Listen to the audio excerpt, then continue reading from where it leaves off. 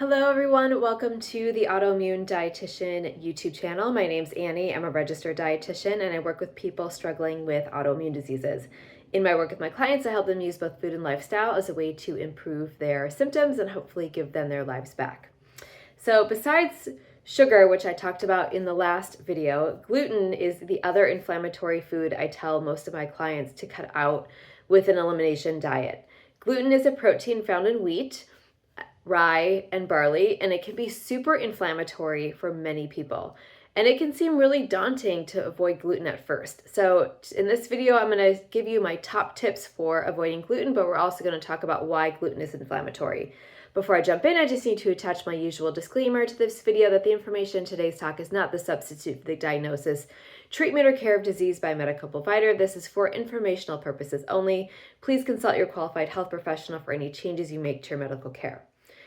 All right, so let's first talk about why gluten is inflammatory. Gluten can trigger an immune and/or inflammatory response in some people, which can lead to inflammation and intestinal damage. Gluten contains gliadin, which is a glycoprotein that is very difficult for humans to digest. When it is eaten, it makes its way through our intestinal lining as a large undigested particle. Normally, special cells pick up these gliadin molecules to make sure that they're not harmful for our bodies. But for some people who have celiac disease, immune cells see this gliadin molecule and mistakenly think it's an invader, which triggers an immune response. There is one other problem with gliadin, and that has to do with zonulin. So gliadin releases zonulin from the intestinal lining as it's being absorbed. Zonulin is an inflammatory protein, and it triggers those tight junctions between your intestinal cells to relax, making your intestinal lining more permeable. So when your lining becomes permeable, other large substances can seep through and cause an inflammatory reaction. Other potential issues with gluten ingestion include things like dysbiosis in the gut microbiome, which can lead to more inflammation. It can dampen the antioxidant defense mechanism of the intestinal lining. It can affect mental function and may increase behavioral issues, and it also might be a trigger for autoimmune diseases. So that is why gluten is inflammatory, and now let's talk about some of my top tips for removing gluten from your diet. So my first tip is removing gluten from your home. Well, one of the best ways to avoid gluten is to just remove it entirely from your home. And gluten is found in all wheat derivatives like barley, farro, rye, and triticale. However, it's also hidden in a ton of processed food ingredients like food starch, malt, brown rice syrup, deli meats, sauces, soy sauce seasonings, and processed meats.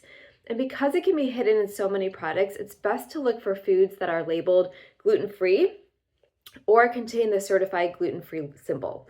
Additionally, the Celiac Disease Foundation has a Sources of Gluten webpage that contains an extensive list of gluten-containing foods and ingredients. My second tip is designate a gluten-free space. And this is a great tip if you live with other people who are also eating gluten. So you want to designate a special shelf or a drawer for your gluten-free items. You want this space to be easily accessible. The gluten-containing foods should be kept in a place that is not convenient for you. This reduces the chance of you sneaking in a gluten-containing food or snack. While you're at it, designate cooking utensils, pots and pans, cutting boards, a toaster if you use one that is strictly gluten-free. One of the biggest issues people run into is cross-contamination. And this means if you share a cutting board, a knife, or a pan that gluten-containing foods are prepared on, there is a chance leftover crumbs can contaminate your gluten-free items. This is especially important for people living with celiac disease. However, some non-celiac individuals are very sensitive to gluten, so just keep that in mind. Avoiding cross-contamination can also help you avoid accidental exposures to gluten. My third tip is to read labels. So when you are seeking out gluten-free items, it's really important to read the labels on those packages. Similar to tip number 1, you should be familiar or at least have a handy list of foods that contain gluten. Also, spoiler alert, most gluten-free items aren't super healthy. In order to make gluten-free foods taste good, food companies have to add a lot of processed ingredients to them. So if you take a look at the ingredients list of any processed gluten-free item, most of them contain gums, stabilizers, flavorings, and many different other ingredients.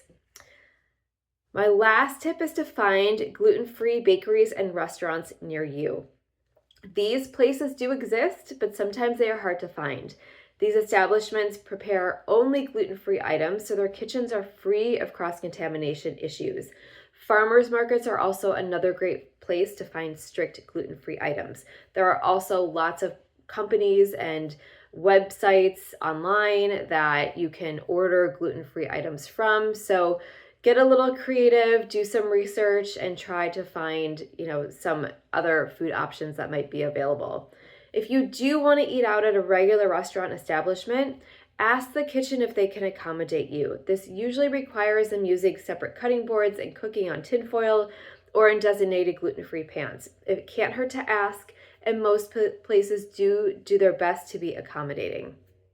So just to recap, today we focused on gluten, why it's inflammatory, and my top tips for starting to remove it from your diet. It is a lot easier than you think now that there are so many different gluten-free products available, but you do need to be careful about minimizing all the processed gluten-free foods that you might buy instead. So again, focus on whole foods.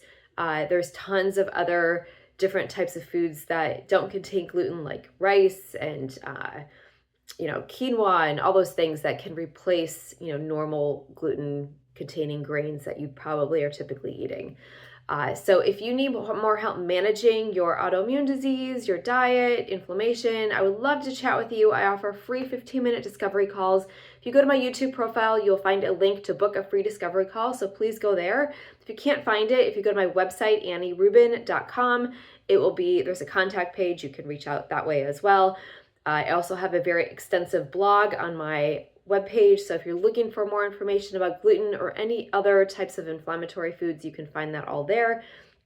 If you do not subscribe to my YouTube channel, please hit the little subscribe button. I do put these videos out every week or so. I'm a little behind right now, so they will be coming a little bit more frequently for the next couple days, but I do try to put these out every week. So please reach out if you have any questions, any comments. I'm happy to help you on your health journey.